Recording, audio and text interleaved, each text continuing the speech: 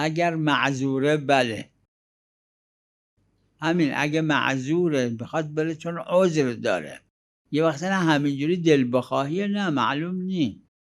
و اما از کلمه زیارت یعنی حضور، نگفتن زیارت زمین کربلا، گفتن زیارت امام حسین علیه السلام، زیارت قبر طاهر حضرت سیدالشهدا، یعنی باید تو حرم بره.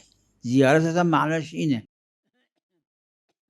اگه یک کسی اینجا تو خونش بشینه، امواتش توی مقبره دفن هستن و ازشون حمد میخونه، این زیارت اموات بهش میگن.